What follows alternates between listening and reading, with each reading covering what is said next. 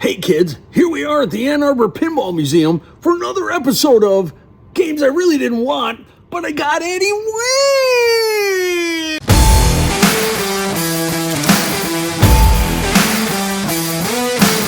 Here we are with the Chicago Coin 1935 High-Low game.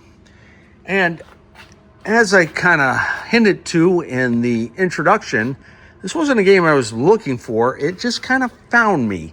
And that means it was gifted. Rules are interesting. This is really a gambling game. There's no kickers. It's only a lighted game. But it's kind of cool that you want to get the high-low hole or the high hole or low hole before you can get any point scoring. With me, without me. With me, without me. All about the high and the low. Basically, if you get a ball here in the center, it lights both high and low. If you don't have anything in the high or in the low or the high-low, then you don't get any points. No points. Everything is relative to that. So say you only have a ball in the low and you put something in the high like the 900 or the high in the 800, those points are not going to score. They're not going to light up here. So really your best shot is to put it right here and get the high-low. That way all the points scored on the board show up on the scoreboard on the back glass. And here is the scorecard that kind of just exemplifies what I just said. And in the end, you are trying to get points here. You see the points? And that's equivalent to nickels or beers or trinkets or whatever they're paying out, because this really is a gambling game. With me, without me. With me, without me. Now let's talk about the power requirements of the high-low game. Again, no kickers. There are no kickers on this game. So everything is just based on light. And because there are only light and light bulbs back here, these are all the 6.3 volt screw-in style light bulbs. The power requirements for this, they used a dry cell battery pack. So let's take a look at that battery pack because it's kind of large and impressive. A battery. A battery. It's codename Zephyr, not your average Duracell. So here's one of these dry cells removed from the game. And these are ancient. These are from the 1930s. In fact, if we look on the bottom and you read this, for best results put in service before June 1939. So this battery is at least 90 years old. And if we check the power on it, remember it's a 1.5 volt battery. It reads 1.2, almost 1.3 volts. So even though this thing's 90 years old, this battery's still working. And I checked all these other ones, and they're all about the same, 1.2 volts. So in fact, this battery pack is probably original to the game and will actually run the game. Of course, I am not using battery packs in these games. I use switching power supplies.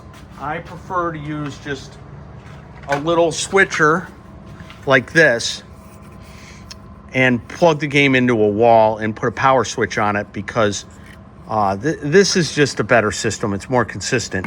I don't want batteries, even though these haven't leaked in all these years. It doesn't mean they can't. I just prefer to use switching power supplies. A little 5 volt switching power supply with the adjustment pot turned up all the way is plenty of power. Battery, I messed up. It's deteriorating. It's unstable. Originally, this battery pack just slid in there, and there's a couple contacts. You can see them right there. And then this slides right in, and that's how the game would connect power. And if you needed to change a battery pack, you just slide this out, and I guess you could put a new one in or replace the batteries, whatever the case may be. But again, you can see that I've put in a power cord, and under here is a power switch in the usual location. So when I turn the game on, I use this as my power indicator, the tilt light, because my tilt mechanism is actually missing in this game. This used a stool pigeon style, where it would have a metal ball sitting on top, and if you knock the ball off this little stool pigeon, it shorted the center contact against this surround, which would turn the tilt light on. And then the bartender would know not to pay out if the light was on. But I just put a piece of tape over it, so now it's my TED light, which means time to educate dipshits. No, that's not what TED means, but it just tells me that the game's turned on.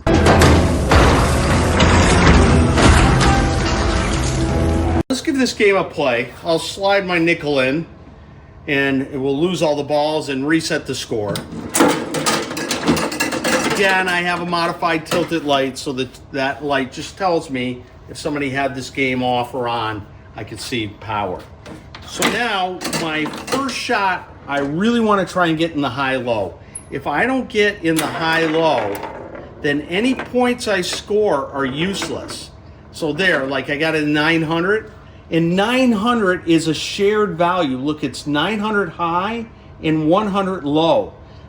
But let me get a ball here. If I only have a ball in the high, I'm only going to get the 900. See there, I got the high lit and I only get the 900. Now, if I sink another ball into the low or the high-low, then I will get the associated 100 with this whole value. Watch. See, now it shows up both high and low. So I use 2 balls in this game to get my high-low. I could have done it in 1 ball and sunk it right there. And that would have saved me these 2 balls that I could have used for more points down here.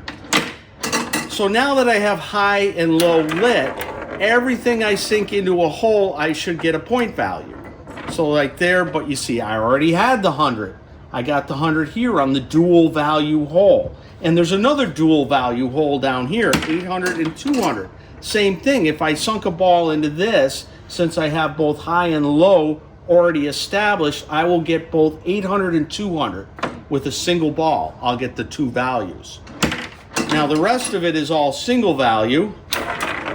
And if you only had one or the other, you'll see that some points are associated with high or low only. So here, am I going to get anything? I got nothing. I got out. So let's try another one.